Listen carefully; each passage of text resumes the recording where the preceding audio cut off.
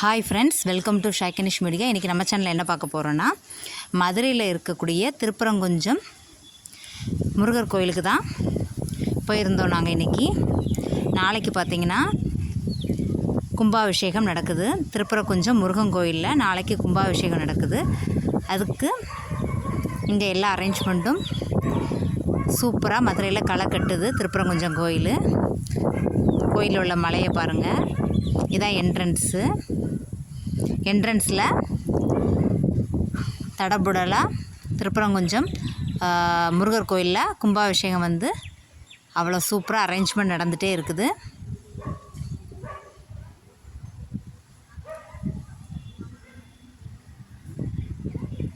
இந்த சைடாக தான் நம்ம உள்ளே போகணும்.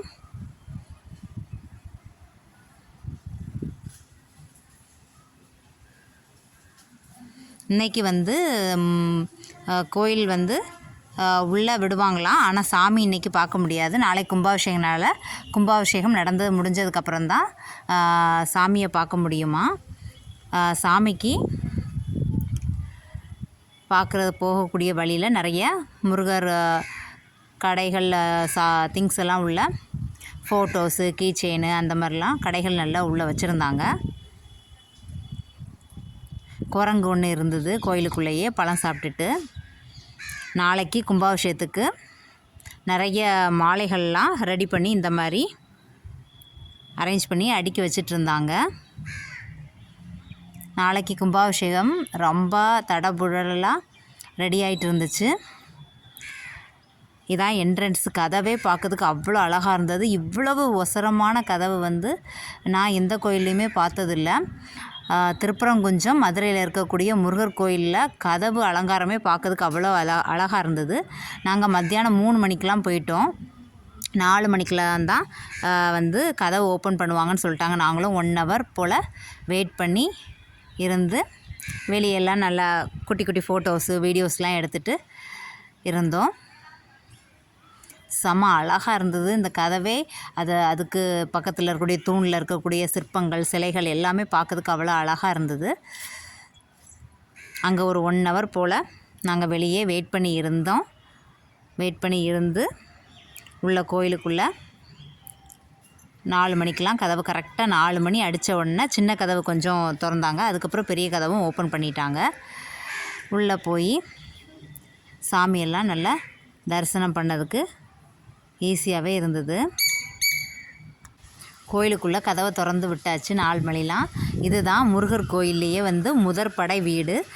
திருப்பரங்குன்றத்தில் போய் முருகரை நம்ம இன்றைக்கி பார்த்துடலாம் அப்படின்னு ரொம்ப சந்தோஷமாக நான் போனேன்.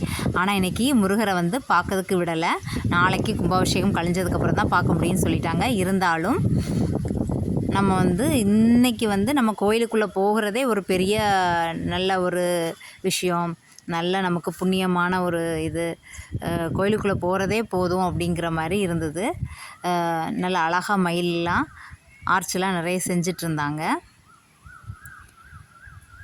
கூட்டம் செம்ம கூட்டம். உள்ள பக்தர்கள் வந்துக்கிட்டே இருந்தாங்க.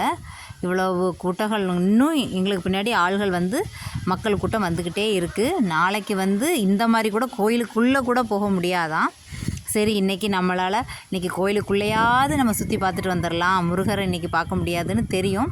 இருந்தாலும் கோயிலுக்குள்ளே கும்பாபிஷேகத்துக்கு எப்படிலாம் அரேஞ்ச்மெண்ட் பண்ணுறாங்க அதையாவது பார்த்துட்டு வரலான்னு நாங்கள் உள்ளே ஒரு ரவுண்டு அடிச்சுட்டு வந்தோம்.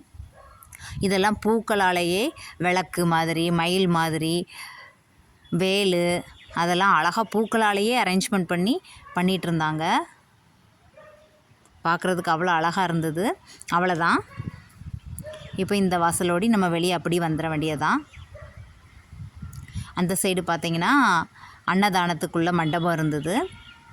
இப்படியே லைனில் நீங்கள் டேன் பண்ணிங்கன்னா யானையை கெட்டி போட்டிருந்தாங்க. அது ஃபுல் வீடியோ எடுக்க முடியல கூட்டத்தில். இங்கே தான் ஞானசாலை மண்டபம் அரேஞ்ச்மெண்ட் பண்ணியிருக்காங்க. நாளைக்கு இங்கே வச்சு தான் எல்லா பூஜைகளும் நடக்குமா. சரி, அதை பார்க்கறதுக்காக இன்றைக்கி நமக்கு கொடுத்து வச்சுருந்தது அப்படின்ட்டு இன்றைக்கி கோயிலுக்குள்ளே போய் 1 hour வெயிட் பண்ணி பார்த்துட்டு வந்துட்டோம். இதுதான் திருப்பரங்குன்றம் மலை. அதுக்கு கீழே தான் யானசாலை இதெல்லாம் வந்து அரேஞ்ச்மெண்ட் பண்ணியிருந்தாங்க.